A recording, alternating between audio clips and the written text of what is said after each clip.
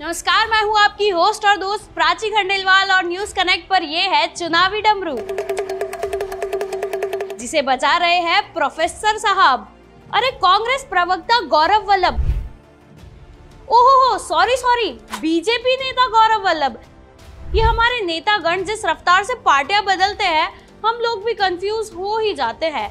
ये वही प्रोफेसर गौरव है जो कुछ दिन पहले बीजेपी के प्रवक्ता संबित पात्रा से पूछ रहे थे कि 5 ट्रिलियन इकोनॉमी की बातें करते हैं आप, चलो बताओ 1 ट्रिलियन में कितने जीरो होते हैं।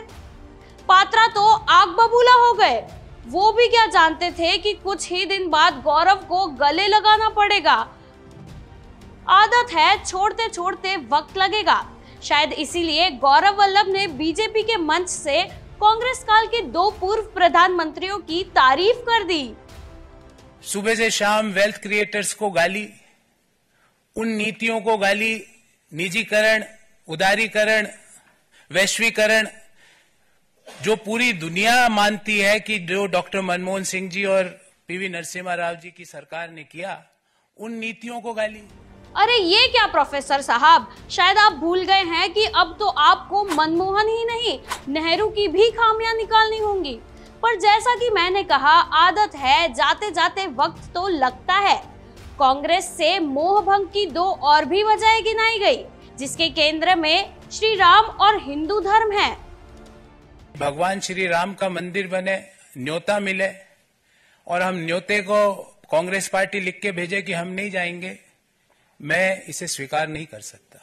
मेरे में इतनी ताकत नहीं है कि जब सनातन धर्म के ऊपर सवाल उठाए और मैं चुपचाप बैठ जाऊं, मेरे से नहीं होगा। प्रोफेसर साहब समझदार हैं, बीजेपी में शामिल हुए हैं तो हिंदू के मैदान में तो उतरना और खेलना ही पड़ेगा।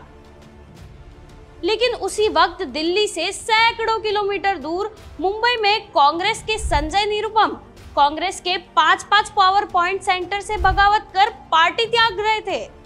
अरे निरुपम जी, हम तो समझे थे कि कांग्रेस में 1 या 2 ही पावर सेंटर है, आपने तो 5 बता डाले। इस समय कांग्रेस पार्टी में 5 पावर सेंटर्स हैं और 5 की जो लॉबी है वो आपस में टकराती रहती है, एक दूसरे को मारने में लगी रहती है। परम आदरणीय सोनिया गांधी जी का एक पावर सेंटर है, दूसरे आदरणीय राहुल गांधी जी का भी एक अपना पावर सेंटर है, उनके आसपास भी एक कोटरी है। फिर बहन जी की भी एक अपनी कोटरी है, वो अपने ढंग से एक्सर्ट करती रहती हैं, अपना पावर एक्सर्ट करती रहती हैं। अध्यक्ष महोदय हैं, उनका भी एक पावर सेंटर बन गया है। उनके आसपास जो लोग हैं, वहां तो ऐसे लोग हैं जिनके पास कोई राजनीतिक अनुभव नहीं, कोई राजनीतिक आधार नहीं, अचानक उनके साथ जुड़ के वो हाईकमान बन गए। और आखिरी एक जो पावर सेंटर है जनरल सेक्रेटरी ऑर्गेनाइजेशन का, वेणुगोपाल जी का, वो भी एक पावर सेंटर बना हुआ है। भाई, जब हिंदी बोलते समझ में नहीं आता, अंग्रेजी बोलते समझ में नहीं आता, मलयाली हमको समझ में नहीं आता है। ओए होए, मुझे तो बुरा लगा। जिस पार्टी में थे उसे यूं पब्लिक के बीच नंगा किए बिना क्या संजय निरुपम का काम नहीं चलता? खैर, पॉलिटिक्स तो ऐसी ही होती है दोस्त, बड़ी निर्मम, निरंकुश और ब्रूटल है। और वैसे भी वो पुराने दौर के नेता थे जो नैतिकता याद रखते थे, संस्कारों की चिंता करते थे। अब नहीं है भाई। तो आपकी क्या राय है? कांग्रेस का जहाज कब तक हिचकोले खाता रहेगा?